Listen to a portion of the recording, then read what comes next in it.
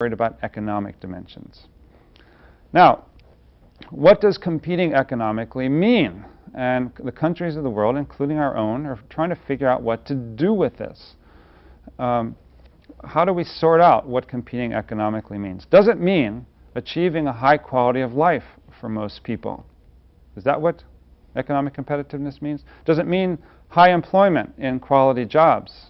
At the time of that we're doing this right now, the nation is celebrating the lowest unemployment levels in several decades. So things look good. Does it mean high levels of profitability for U.S. companies? Indeed.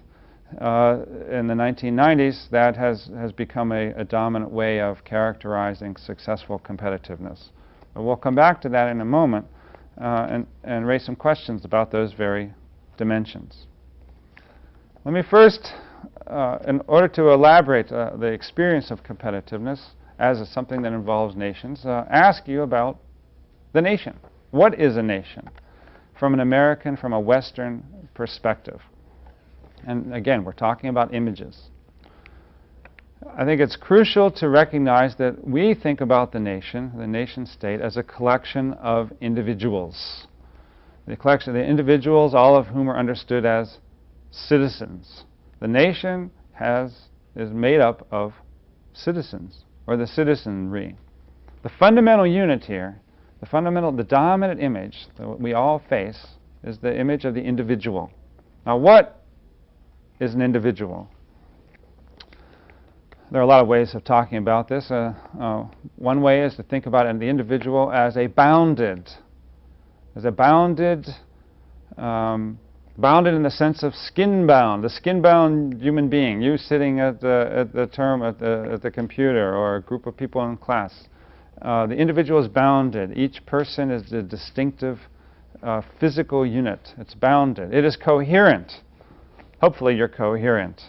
As we mature, we're supposed to be becoming coherent beings. And when we're not coherent, we call that a pathology. We call that a problem.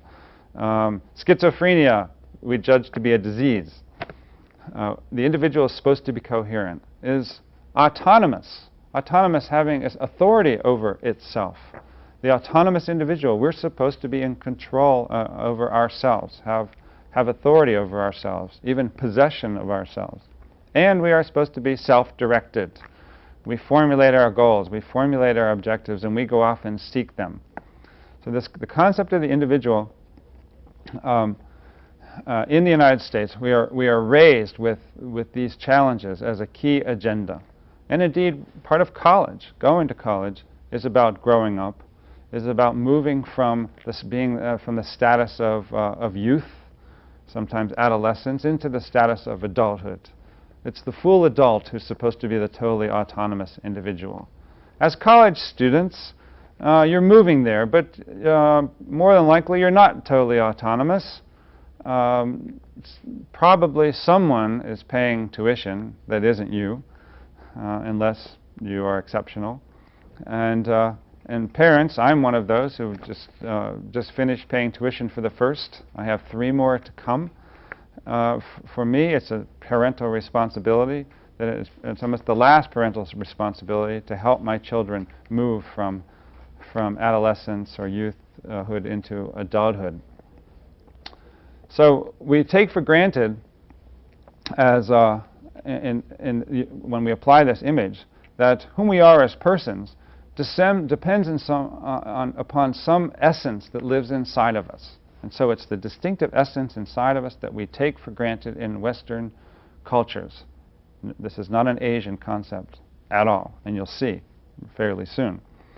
But as a result, we tend to focus first on ourselves, and secondly on our connections with others. Now, in American society, during the early 19th century, we faced a big problem that had to do with the concept of persons, a legal problem.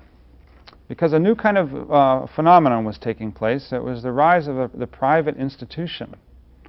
And the legal system was used to dealing only with human persons. How should these new institutions live in society legally? What emerged was a legal concept of the corporate person. Now, the nation state is a collection of persons, a collection of individual, autonomous, bounded, coherent units, initially human persons. But during the 19th century, the corporate person grew up as well. And the corporate person gained legal status in American society and indeed in other nation states. But there's an important difference. Think about human persons and corporate persons. You see similarities?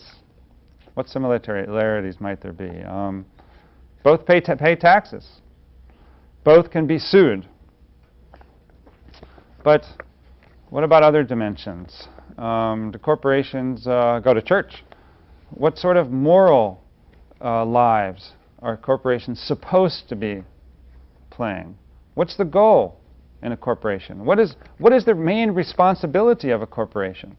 I mean, we take it for granted that a corporation is supposed to produce and gain a return that exceeds its investment. It's supposed to produce profit. A corporation is about producing profit. A corporation that doesn't produce profit is a bad corporation. It shouldn't function, and indeed it might not function. It might disappear. My point here is that human persons live in lots of dimensions, many different dimensions, a fairly wide spectrum of dimensions. But the corporate person lives in a very narrow dimension, the wholly economic dimension. And we need that, and we argue that that's a good thing. At the same time, it presents us with certain problems. So a corporate person, unlike a human person, is not expected to go to school. It's not expected to live a life. It's not expected to have a family. It's not supposed to figure out what religion means or indeed, technically, develop a sense of social responsibility. We have a big debate right now about, well, what is the reasonable social responsibility of a corporation? And note that the way it gets discussed is in terms of its profitability. If it is not socially responsible, then we might boycott it. Then we might not buy its goods. And so it's in its direct interest to be socially responsible. In that sense, social responsibility has been brought into its narrow economic dimension. It's not the case that the corporate person has been broadened to include social responsibility, although I myself think that might be a good idea. So corporations may develop a wider sense, and there are lots of corporations that do, but it's not part of their narrow legal definition. Now, so what goes on here, and how do we understand how persons relate to one another? Our major moral means for interpreting the moral responsibility of individuals is built into the concept of what I'll refer to here as enlightened self-interest. We take for granted, in a world where the dominant image is, or the main social unit is the individual, we take for granted that individuals are supposed to work in their own best interests. If you don't work in your own best interests, it's somehow seen to be a bad idea. So people in an individualistic society, we work with the assumption, we work with the image, that working in our own best interests will ultimately benefit the whole. We make the case economically that corporate persons need to work in their own best interests. They need to produce economic profit because by so doing, it generates benefits that spread all over the place. And the images that people use vary from trickling down to spreading out to providing both private and public goods to benefit all. And the image of enlightened self-interest is for us both a moral and a legal stance. We will all benefit the most when each of us maximizes our self-interest. And so, the dominant image with which we work that celebrates individualism asks each of us to focus on our internal benefits, on our focus on our internal desires in order to maximize our self-interest. We say that's fundamentally a good thing. But it can also have some problems. This image of enlightened self-interest presupposes that the individual is relatively small, or is small, relative to the whole. The individual human being is small relative to the large population. In the 19th century, the small company was small relative to the large population. But during the 19th century, we faced a problem that I think we're replicating today, globally. During the 19th century, small companies took advantage of the maximization of self-interest to become big companies. This was the period that we call the rise of the so-called robber barons, who took advantage of the enormous freedom that this country gave them to maximize interest and maximize their self-interest, but led them to concentrate power in very few hands.